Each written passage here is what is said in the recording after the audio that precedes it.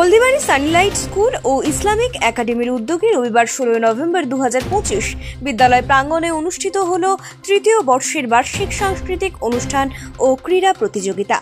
প্রতিযোগিতাকে ঘিরে ছাত্রছাত্রী ও শিক্ষক শিক্ষিকা এবং অভিভাবকদের মধ্যে উৎসাহ ছিল চোখে পড়ার মতো। মানুষের শরীরে যেমন রক্ত অপরিহার্য, তেমনি ছাত্রছাত্রীদের এগিয়ে নিয়ে যেতে শিক্ষাও অপরিহার্য। আর এই শিক্ষার অন্যতম ইন্ধন হলো সাংস্কৃতিক অনুষ্ঠান ও নিয়মিত শরীরচর্চা।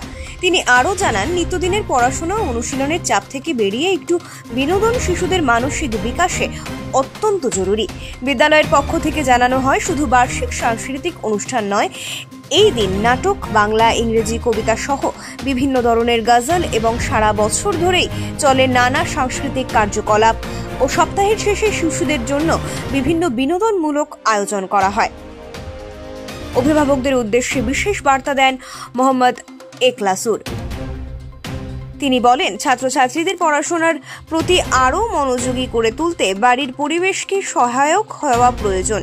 আগামী দিনে শিক্ষার্থীরা যেন ভয় ভীতি কাটিয়ে নিয়মিতভাবে পড়াশোনার মূল স্রোতে ফিরে আসতে পারে, সে বিষয়ে অভিভাবকদের আরও সজাগ থাকার আহ্বান জানান তিনি।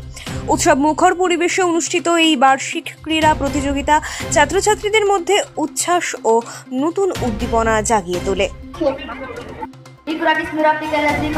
आज जिस मौजू पर मैं तकरीर करना चाहती हूँ उसका नाम है ईम की अहमियत और ज़रूरत। ईम का नाम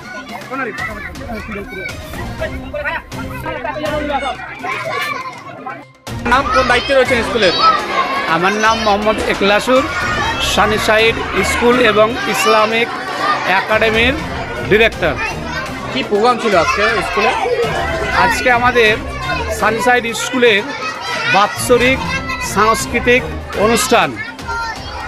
এই অনুষ্ঠান আমরা প্রতি বছরই করি।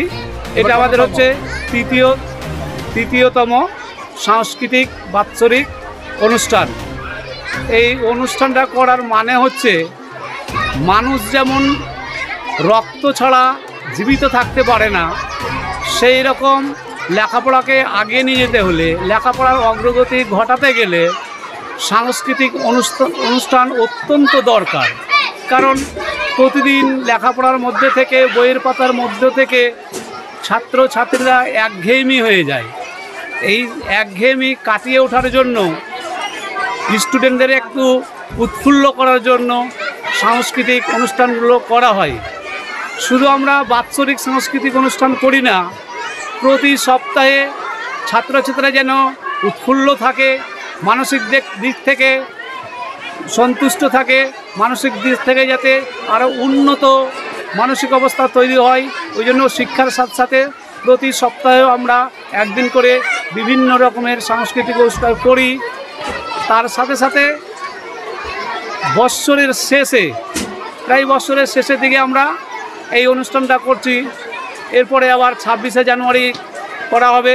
কি বার্তা দেবেন অভিভাবকদের এই অনুষ্ঠানের মাধ্যমে?